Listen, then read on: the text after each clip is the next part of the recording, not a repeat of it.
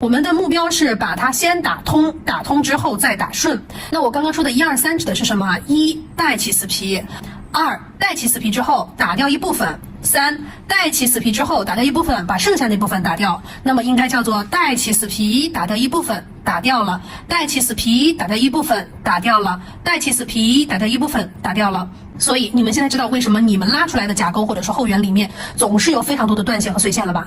那是因为你走的时候叫做带起死皮，带起死皮，带起死皮，你没有做叠加。好，我们现在来开机啊，转速是2万到25000转啊，转速高，我们使用的力叫做轻轻蹭。你来看一下我有多轻，真的是轻轻蹭。有的人说叫做婴儿蹭，像你抚摸婴儿一样的那个力度。好，掰开甲沟，然后轻轻蹭，来1、2、3，看到了没有？轻不轻？1、2、3，1、2、3，1、2、3，1、2、3，看到了吗？看，拉开甲沟之后，它的边缘是不是非常明显了？它打出来的声音是脆的。看，拉完之后边上它会有一条毛边啊。然后我们来看一下，把这个粉尘扫掉，非常轻，轻轻一蹭就掉了。所以钨钢类打磨头很重要的一个特点就是硬度高、锋利值高，而且能够耐磨，这是它的非常大的优点啊。我们还有一个这个工具啊，这个叫做羊角刷。羊角刷把它戴在你的无名指上是这样戴的，你们看一下啊，是这样戴的，很方便。然后它的刷子是一个软毛刷，你放在脸上去擦它都不会有任何不适的感觉，非常柔软，好不好 ？OK， 接下来我们把这个粉尘扫掉。好，扫掉粉尘了之后，我们去看它会有2个现象。第一个现象叫做甲沟白线，第二个就叫做边上的这个硬茧棱。我们先把硬茧棱给拉掉，好不好？打硬茧的时候，打这条棱的时候，我们先把这个棱往外拨一拨啊，把这个棱往外稍微拨一拨，让它远离开我的指甲。然后用打磨头的中后部，中后部的力量会更大一点啊。然后掰开甲沟，轻轻一刮就掉了，看到了没有？你能感觉到这有多轻吗？非常轻。然后打磨头的排血力强，它是全开刃，全开刃会不会破？会不会锋利？会不会把皮肤给割破？不会的，为什么？因为你看它这个尖尖是圆的，看到了没有？不会伤皮的，它只对硬的有反应，它不会对软的有反应。你边上这是棱，它只能打硬茧，它剩下的软的材质它打不掉，你只要别往下压，你任何东西你往下压它都不舒服的啊。然后还有一条甲沟白线，甲沟白线怎么去？你顺着打它不掉，就说明方向不对。这个甲沟白线的生长方向跟你的打磨头的旋转方向是一顺的，它都是往左的。那我们反方向来看，反方向来，好，轻轻去蹭它，轻轻去蹭它，只要边上一刮，哎，它立刻就掉了。看到了没有啊？这个边边它就掉了。好，看到了吗？这是拉甲沟啊，拐点不要去管它，我们一会儿有拐点单独的处理方法。后缘我们要保证整个指甲的完整性啊，然后右边去开边，你可以选择打磨机的转向去换一下啊，你也可以选择直接翻过来，我们反过来打，客人的手心朝上也是可以的啊。我给大家去演示都是一个手指的话，我就不换转向了。给客人操作的时候，你可以选择换转向。看，轻轻一刮它就掉，好，这边也有一点点甲沟白线，我们掰开它，也是现在就相当于是一个反方向，因为我没有换转向。好，看完了之后，我们来开后缘啊。后缘开边，我们用的是长缩头，因为它这个皮肤呢，头在里面其实是薄的啦，我们用粉标的就行了。现在如果用长缩头开边，我们的开边角度不能是直接对着它的，是这样的。它本身就已经开了，其实它的甲上甲廓长得不紧，我们只要轻轻的给它带过一下就行了。我们来了解一下开边的角度受力点在哪里。长缩头的受力点在尖尖的侧面，就在这个点上，看到了吗？就在这个点上啊，尖尖的侧面。好，打磨头的摆放角度，其实开边不需要左右旋转，就一个方向就好了。让客人的手稍微转一下下啊，一点点，让它开到位啊，能开到就行了啊。不要用正尖尖怼它啊，用侧面轻轻蹭，走短线走叠加的方式给它走过去就可以了。这边也是的，其实这个位置它已经粘连都被打开了，它自己有的粘连并不是很多。然后这个位置看左边的拐点，主要是左边拐点有粘连，我们在这个位置给它打开就可以了。轻轻蹭打开，好，你看这个刷子放在手上是不是非常方便？好，跟甲沟衔接拉出来，是不是？好，接下来我们来打粘连。打粘连干嘛？刚刚不是粘连，刚刚是打开口袋，把甲上皮推松啊。接下来我们需要做剪刀之前的准备工作。那我们来看一下这一步打磨头的摆放角度和受力点在哪里。这一步我们的打磨头受力点是在打磨头的2到3毫米进打磨，是一个面啊，这么长的一个段。这一段啊。好，来打磨头的摆放角度，我们来以后缘为参考标准。打磨头是这样摆放的，打磨头的2到3毫米贴着我的后缘进行外扩式打磨，往外扩滑半圆，往外扩滑半圆。这样的操作方式可以使得我的打磨头是以面的方式贴在我的甲廓上，往后叠加使力，可以让我的力度是朝我的甲廓的，而不是朝甲面的，否则甲面就很容易出坑了。它的甲面我刚刚跟大家说过了，它的手是这样子的啊。你看，这些都是它手原本长出来的，所以滑半圆走叠加，往后着力，不容易往甲面沉，就不容易出现甲面出坑。然后我们的转速是2万到25000转，打磨头服贴，侧面服贴，来1、2、3， 1、2、3， 1、2、3， 1、2、3，叠加式滑半圆，别走太快，走太快你发现你走完了之后有什么？走完了会怎么样？都是碎线和毛边。好，到来看这个位置。是不是基本上，刚刚那些比较明显的夹层皮贴在甲面上的部分是被我打掉了一部分，但是它还有哦。那夹层皮不是我现在主要的工作，我现在就是为了把口袋里面打通畅，把粘连打通畅，但是不要尖尖往里钻啊。我们提着口袋把拐点过一下。好，来1、2、3， 1、2、3， 1、2、3， 1、2、3。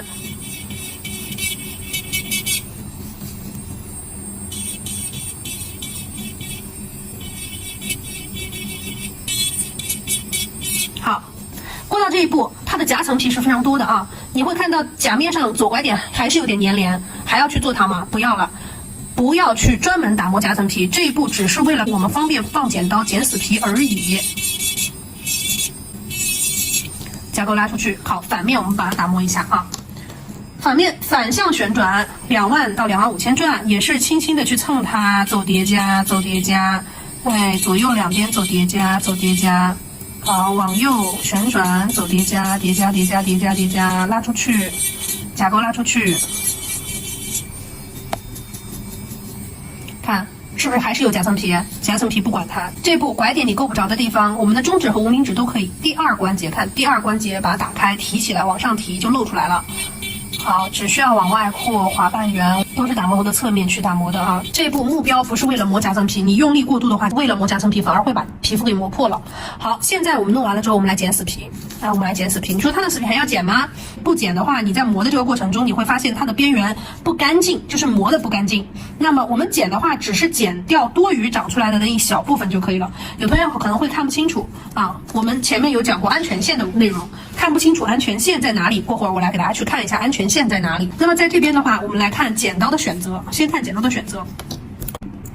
好的，弯剪的选择如何挑选？来给大家看一下案例啊。如果你平时看到剪刀特别便宜，弯剪特别便宜，几十块的那种，30几块、20几块钱 ，OK， 你看好了，就是右边这2把剪刀，它们的区别在于，如果是弯剪，我们俄式专业用的弯剪指的是刀头的弯度，是指这里。你有时候会听到一种弯剪的名字叫做鹰嘴弯剪，它比我现在看到的左边的这个弯剪还要弯，嘴巴还要弯，越弯的弯剪价格越贵。而右边这2把叫做假弯剪，什么意思？它看起来有弧度，但是它跟直剪是差不多的。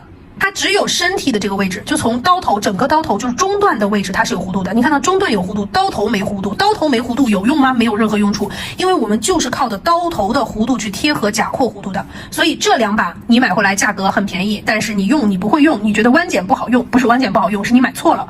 这2把弯剪没办法用，它不是弯剪，它只是一个东施效颦，那句话怎么说？他想模仿它，但是没有模仿出这种弯剪的精髓啊！弯剪的精髓在于刀头的弯度以及刀头的咬合力。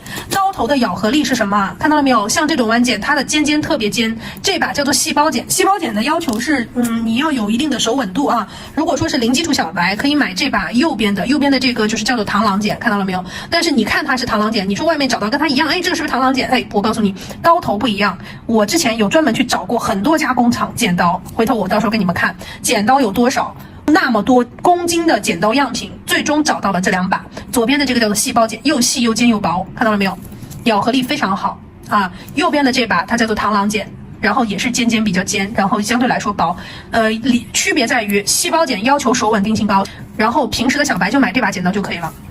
长这个样子，9-1螳螂剪是小白款，8-1是大师款。大师款要求你的手有稳定度啊。还有一个叫做燕尾剪啊，这个是经典弯剪，这把是燕尾剪。区别在于哪里？区别在于，如果你是学日式的，之前经常反手操作，已经习惯了这样的卧式反手操作的方式，你就直接去买燕尾剪，立刻就能从日式死皮剪转化为俄式弯剪。而这个俄式弯剪就是你没有任何肌肉记忆啊，你无论是小白或者说你手稳定度非常好的人，你都是可以用这种经典弯剪的，好吗？我们来看一下啊，今天给大家去演示一下这个剪刀的使用。下面的课程当中会给你们演示平时的常规弯剪如何操作啊。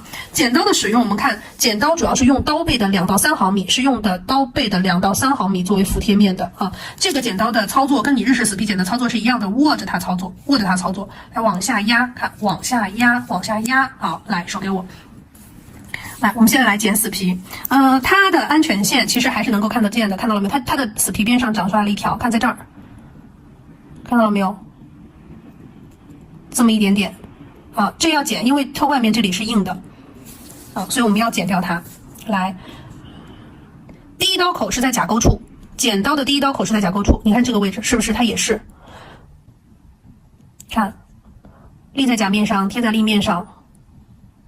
好，立在甲面上，贴在立面上。来，立在甲面上，贴在立面上。它里面有一些不平滑的地方，像这儿，你能看到它这里有这个夹层皮，你一定要给它剪掉。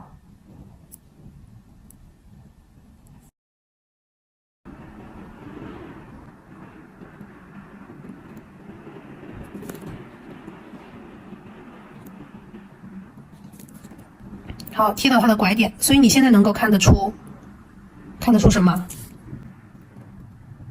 看得出弯剪的好用了吗？弯剪剪完之后，它的刀口都是整齐的。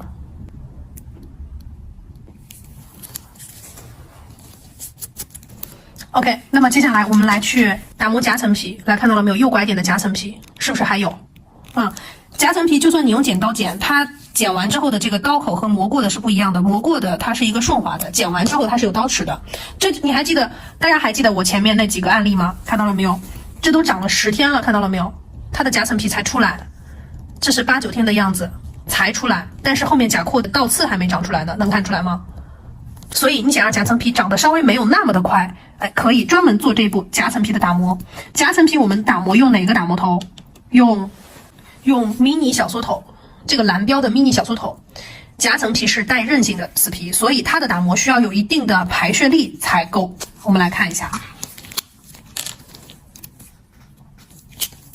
用这个 mini 小缩头专门去刮夹缝的地方。来，这一步你要不要做，取决了你将来想不想有精致度，就是后面的后期长得怎么样，跟它是有关系的。转速是2万到2万5千转。这一步我们在打磨的时候不要往口袋里面去钻，我们只是磨夹缝，看到没？只磨夹缝啊，我只是磨夹缝，轻轻去蹭它，只磨夹缝，不去做立面啊，也不去打磨它的什么整个面，只磨夹缝，刮蹭它。甲面上带一点点夹层皮的，也可以在甲面上刮蹭，因为它是梭子的，梭形的，它是一个坡就可以贴合到我们的甲面上去打磨。你看，老师，你这个时候尖尖朝里了，我尖尖朝里，我没往里钻，我只是用它的侧面的坡度，给它进行打磨刮夹缝的这个动作。是谁呀？甲廓的夹缝啊，甲廓与我甲面之间的夹缝。好，这步把它打磨完。好，我们反面再打一下啊。这步来看一下。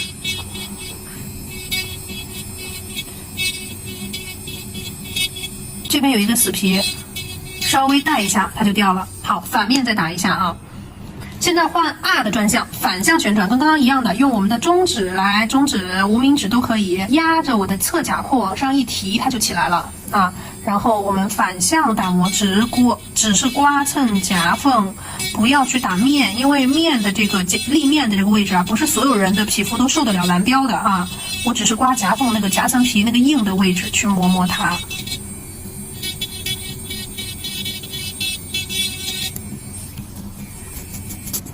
好，那基本上磨完之后就是这样的一个状态啊。然后接下来我们来打立面，打立面的打磨头用圆形头、棒形头或者是胖酥头都是可以的。那么基础比较薄弱的，我教大家用胖酥头直接就可以打出来。上节课有给大家去讲过关于打磨头的形状选择，是不是？那么胖酥头是有2种的，一种是尖尖比较尖的，一种是尖尖比较圆的。给大家现在也定制了一些尖尖比较圆的啊，尖尖比较尖的它是一个多功能型的，如果长的死皮粘甲面不是特别紧的话，用它开完死皮直接就可以打出立面的啊。那来用这个，大家看一下整个立面是怎么打出来的。打磨头贴合我们的甲廓侧面，跟我们前面第一步其实是一样的，滑半圆走叠加。特意不让它涂护手霜的，就是给你们看皮肤肌理的。之前有人见过有一些涂粉的吗？俄罗斯有人操作涂那个粉涂在我们的后缘皮肤上去打磨的，有没有见过那种？涂粉，它涂的是什么粉？那个叫做滑石粉。滑石粉在国内其实很便宜的，没有我是个人觉得没有必要去买那个东西啊。我个人觉得干处理就够了，去涂那个粉没有太大的必要，所以我也就没有跟大家去说这个东西，没有必要去涂粉的啊。你要真的想要用那个粉，去买滑石粉也可以的，婴儿爽身粉也是可以的，你也可以试试看，好不好？你看这样立面球就起来了，反向旋转啊，换 R 的转向。为什么要正反两面去滑呢？因为左边滑完之后，这边它的甲廓是起来的，右边这个甲廓是怎么样趴着的，所以我们正反两面去滑，它这样的话立面起的是一样的，看到没有？只要用打磨头的侧面去往外扩，它立面自然而然就立起来了。它的口袋是什么样的？我往口袋里面钻了吗？没有，只是示范了它天生的口袋，它口袋本身就这么大，是不是现在是立起来了？很明显的立面，对不对？啊，往外扩，往外扩，往外扩，并没有拿打磨头是往里面钻的。所以你们平时看到有一些博主是拿笔往口袋里面去刷的样子，他只是说当下那个人的口袋条件是很好的啊，但并不意味着每个人都要做那么大的口袋。我后面给你们的案例有那些小口袋、薄皮肤、小口袋的都有的，但是口袋明显的，我们也只是在它生理结构范围内进行打磨，而并不是超过了生理结构的口袋，对不对？接下来我们来磨刀口，它的皮肤呢适合用这个红标去磨。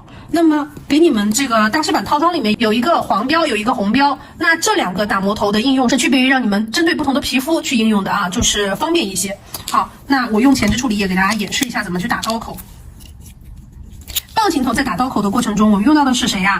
侧面，记不记得它是一个圆和一个长棒子？那圆和长棒子的交接处是在这儿的，所以用的是这里啊。前置处理液涂在皮肤上。我习惯把它放在虎口的位置啊，你们也可以把它放在这个前口杯里，放前口杯里用的时候，把它从这里取到我们的手上就可以了。在手上的是方便我蹭，我需要在哪里让它涂布在哪里就放在哪里就可以了。干的地方都给它涂上去，稍微浸润一下，毕竟我们一会儿还要打磨口袋内部啊。好，然后在这个基础上微潮的状态下。然后转速2万到2万5千转，轻轻蹭啊，跟刚刚一样说的，什么是轻轻蹭啊？婴儿蹭，对不对？轻轻蹭，哎，你蹭试一下，你看起沙了，对不对？前处理液要微潮的状态下才起沙，微潮起沙，轻轻蹭，轻轻蹭，把这个毛边蹭出来，婴儿般的蹭啊，很轻很轻，抚摸婴儿一样的轻轻，你能感觉到我有多轻了吗？哎，把这个毛边找出来，看这边有个毛边，然后我们再沿着这条毛边把它打掉啊。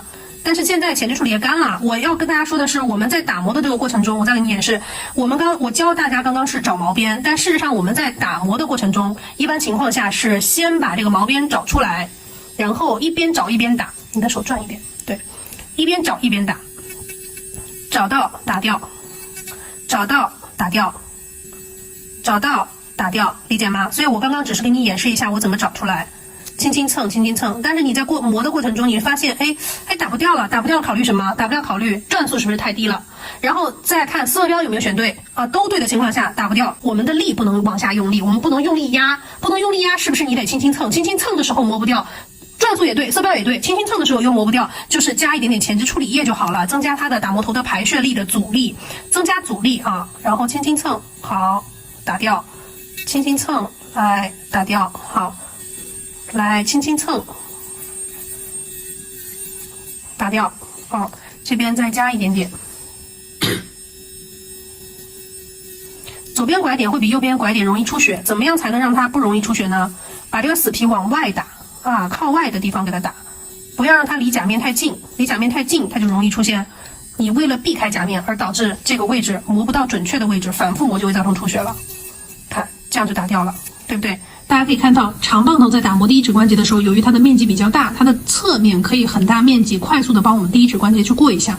对于它的手来说，在刀口打磨完之后，会跟后方的皮肤产生一条非常隐形的撕扯，这个我们在第一节课的时候有讲过。所以我们现在过的目的是要把整个第一指关节上面那些或隐形或看不太清楚的，把它给稍微初步的清理一下。清理完了之后呢，我们再会用硅胶头给它再做整个第一指关节的抛光。好。我们为什么要用硅胶头？来仔细看一下这个边上，看到了吗？看到了没有？就是金刚砂打磨头，对于一些皮肤来说，打完之后会有这种绒毛，看到了没有？这种绒的位置，所以我们要用硅胶头去给它进行抛光啊。因为它本身这个口袋偏大啊，我们口袋里面也给它抛光，然后第一指关节也给它抛光，所以我们现在用到的是硅胶头的尖形头。硅胶头在使用的过程中用的是12000到15000，千万不要用太高的转速啊。好，然后前置处理液涂在皮肤上，先去给它涂在皮肤里面啊。我们用前置处理液，你看现在是关机状态下给它去涂，关机状态给它去涂。关机状态下给它走一走，走均匀，让它达到微潮的状态，微潮，然后我们再开机。硅胶头的使用转速是12000到15000，好，然后给它微潮状态下去抛光啊。这一步相当于我们之前第一节课学的，就像给玉石，你的纹路都已经走好了，给它做一个 SPA 啊，让它整个第一指关节和口袋里面看起来真的是非常非常干净。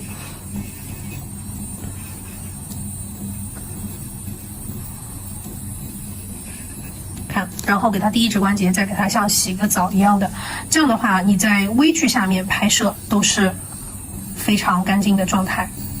这步要不要做取决于你想不想跟你周围的店铺产生明显的差异化现象。前置处理液呢一定是微潮状态下，它起沙效果是非常好的。如果前置处理液太多呢，它会打滑；太干呢，它会发烫，所以这个量要把握好。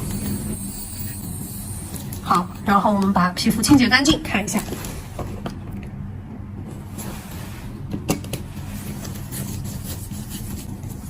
I'm the bad guy. Hello, darling.